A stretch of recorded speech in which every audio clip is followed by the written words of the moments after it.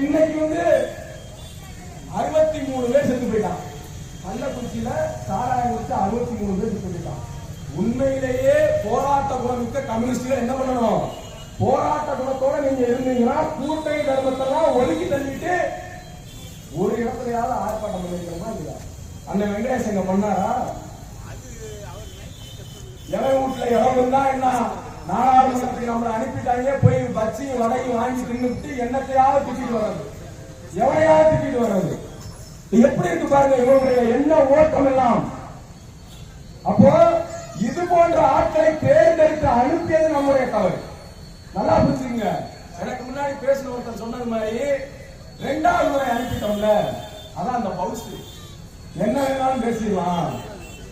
மதுரை வீதிகள்ல மன்னிப்பு கேட்காம அந்த ஆளை நடமாட விடக்கூடாது. சிட்டிங் எம்பி இருந்தாலும் பரவாயில்ல, மானம் ரோசம் கொண்ட தமிழர்கள் நடமாட விடக்கூடாது. ஆனா தமிழர்களுக்கு மான ரோசம் இருக்கக்கூடாதுன்னா வீதிக்கு வீதி டாஸ்மாக் திறந்து வச்சுட்டாங்க. டாஸ்மாக் திறந்து வச்சுட்டாங்க. திமுக திறந்து வச்சது திமுக ஒரு படத்துல சொல்லுவாங்கல்ல, சுத்துறது நண்பனா இருந்தா சாகரவையும் சொல்லக்கூடாது. தப்பு செஞ்சது திமுக இருந்தா என்ன செஞ்சாலும் பொத்திக்கிறது கம்யூனிஸ்டோட விதி. அதனால கம்யூனிஸ்ட் என்ன பேச முடியாது. 63 பேர் செத்தாங்க. ஆமா செத்துட்டான், நாங்க திமுக பேச மாட்டோம். மாசத்துல ஒரே மாசத்துல 130 பேர் 33 பேர் கொலை பண்ணப்பட்டாங்க, அப்போ நாங்க எதுவும் பேச மாட்டோம். ஒரு அரசியல் கட்சியினுடைய தலைவர் பட்டப்பகல்ல அவருடைய வீட்டுல வச்சு படுகொலை பண்ணப்பட்டாரா, அப்போ நாங்க பேச மாட்டோம். தென் மாவட்டங்களில் பட்டியலின சகோதரர்கள் கொத்து கொத்தாக கொலை செய்யப்படுகிறார்களா, அப்போ நாங்க பேச மாட்டோம். ஏன்னா நாங்க திமுகவுக்கு அடிமை சாசனம் எழுதி கொடுத்துட்டோம். இதுதான் அவங்க பொதுவுடன். என்ன பொதுவுடன்? வெங்கடேசன் பேசுங்க. பெரிய நாவலாசிரியர் காவல் கோட்டம்னு புத்தகம் எழுதினாரு. அதை படிக்கலாம்னு நிறைய எடுத்தா அவர் எழுதியிருக்கிற அந்த நாவல்ல ஓரளவு நம்ம மக்களுடைய முத்திரைய மக்களுடைய வாழ்க்கையை ஒட்டினார். ஆனா எந்த இடத்துலையும் தப்பி தவறி கூட முத்திரையுடைய பேர் இருக்காரு. அந்த அளவு வெறி பிடிச்சாலும் அந்த ஆளுக்கு நம்ம எல்லாம் ஓட்டு போட்டுருக்கான். இப்படிப்பட்ட ஆட்களை நீங்க ஏன் நாடாளுமன்றீங்க? தும்ப விட்டு வாழ பிடிச்ச கதையா ஓட்ட போட்டு அனுப்பிடுறது நாடாளுமன்றத்துக்கு. அப்புறம் அவன் அங்க அதை பேசினா, என் தாய்மார்களை பேசினா, சகோதரிகளை பேசினா, நீங்க வந்து நம்ம கட்சியில புரோஜனம் இல்லை. எப்ப சிந்திக்கணும்? தேர்தல் ஒரு நேரங்கள்ல சிந்திக்கணும். நீங்க வந்து இந்த கம்யூனிஸ்ட் பாருங்க, கம்யூனிஸ்ட் இது வரைக்கும் ஒரு இடத்துல கூட தனியா இருந்ததா வரலாறு இல்ல.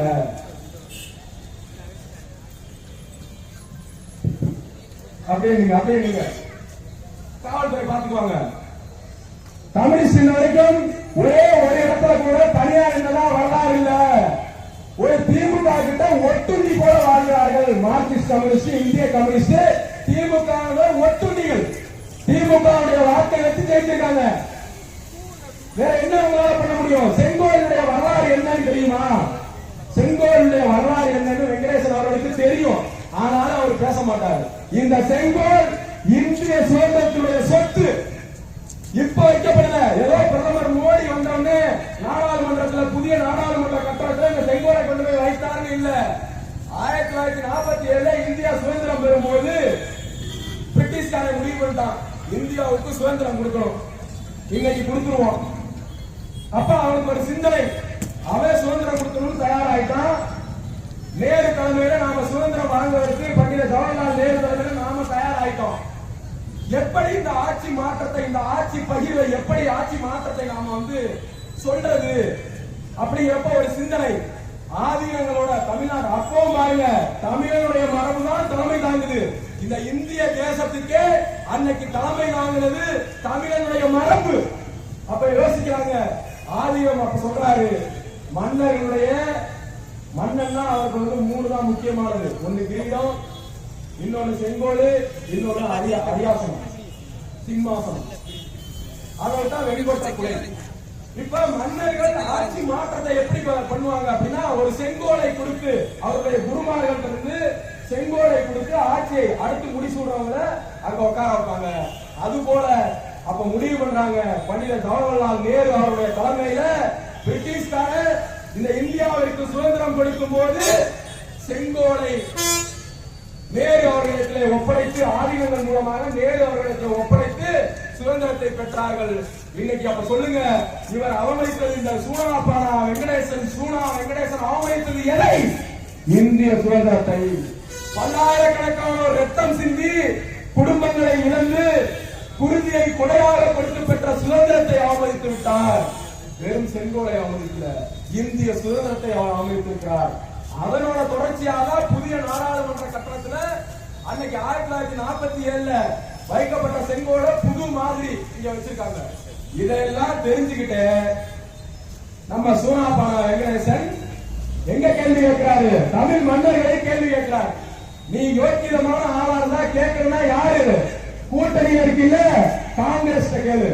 ஏண்டா ராகுல் காந்தி உங்க பாட்டை மூட்டை இந்த செங்கோலை அறிமுகப்படுத்தினா உங்க பாட்டம் கூட்டணும் இந்த இந்திய மக்களுக்கு, இந்திய பெண்களுக்கு எவ்வளவு சொல்ல விரும்புறான் அப்படின்னு கேட்டிருந்தா நீ யோக்கியக்காரன். ஆமாவா இல்லையாமா? யாருமா செங்கோலை முதல்ல கொண்டு வந்தது? முதல்ல இந்திய நாடாளுமன்றத்துல சுதந்திரம் வாங்கும் போது பணியில ஜவஹர்லால் நேரு கையில் ஒப்படைக்கப்படுது. அவருடைய அடையாளமாக தான் இன்னைக்கு செங்கோல் வைக்கிறாங்க. அப்ப இவர் கேள்வி கேட்க வேண்டியது யாரு? பிரதமர் மோடிவா? இப்ப நேரு இல்ல, அவருடைய பேர வம்சாவளி இருக்காங்க, ராகுல் காந்தி தானே கேட்கணும். அவர் கூட தானே கூட்டணியில் இருக்காரு. யாரை கேட்கறாங்க? யாரை முட்டாளாக்குகின்ற வேலைன்னு பாருங்க. அதனால இது போன்றவருடைய முகங்களை நீங்கள் தெரிந்து கொள்ளணும். சூனாபானா பேசணும்னா நிறைய பேசலாம், தலைவர்கள் பேச வேண்டியது இருக்காங்க. அதனால இனிமே தும்ப விட்டுட்டு வாழ பிடிக்காதீங்க. இது முதற்கட்ட அடையாள ஆர்ப்பாட்டம் தான். அடுத்து வர்ற ஆர்ப்பாட்டங்கள் அனைத்து சமுதாயங்களையும் திரட்டுவோம். நீ தமிழர்கள் சும்மா நினைக்காதீங்க.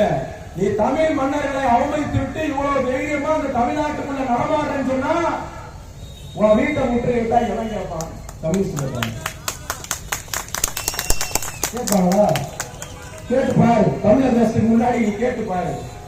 இந்த கட்சியை வச்சுக்கிட்டு என்னென்ன பண்றாங்க? இந்த ஒரு எழுதி கொடுத்தாங்க, ஒரு வந்தவங்க எழுதி கொடுத்தாங்க. இதை சொல்லிருக்க தலைவரே அப்படின்னு. துள்ளுக்குட்டி நாயக்கனூர் இந்த கம்யூனிஸ்ட் கட்சிக்காரன் கம்யூனிஸ்ட் கட்சியை வச்சுக்கிட்டு 40 லட்சத்தை ஆட்டை போட்டாங்க. ஊரு காசை வாயில போடுறதுக்கான கம்யூனிஸ்ட் கட்சி இருக்கு. ஏன்னா ஐயோக்கிய பயிலா உழைச்சு தின்னுங்களா? ஊரு காசை வாயில போடுறதுக்கான கம்யூனிஸ்ட் கட்சி வச்சிருக்கீங்க. இங்க 24 மணி நேரம் பாரத சரக்கு கிடைக்குது அப்படின்னு நீங்க போராட்டம் பண்ணா அடுத்த நிமிஷமே மாசம் 5000 10,000 கம்யூனிஸ்ட் கட்சியுடைய ஒன்றிய செயலாளருக்கு பாரத இருந்து போகும். வருதா இல்லையான்னு இங்க எது பெரிய கோயில் மீனாட்சி அம்மன் கோயில வச்சு சத்தியம் பண்ணிக்கலாம், இல்ல பாண்டி முனிக்கு வச்சு சத்தியம் பண்ணிக்கலாம். இந்த சத்தியம் பண்ண சொல்ல கம்யூனிஸ்டான நான் எந்த பார்லையும் காசு வாங்கல, எந்த லாட்டி சீட்டுக்காரன்டையும் காசு வாங்கல, எந்த சந்துக்களை ஓட்டுறவன்டையும் நான் காசு வாங்கல அப்படின்னு ஒரே ஒரு கம்யூனிஸ்டான சத்தியம் பண்ண சொல்ல பாண்டி முனி கோயில சத்தியம் பண்ண மாட்டாங்க. ஏன்னா அதுலதான் ஓடுதே வண்டி. அதனால கண்ணியமா நடந்துக்குங்க. வாயை கொஞ்சம் பார்த்து பதமா பயன்படுத்திக்கீங்க கேட்டுக்கிட்டு நன்றி கூறி விடைபெறுகிறேன். நன்றி.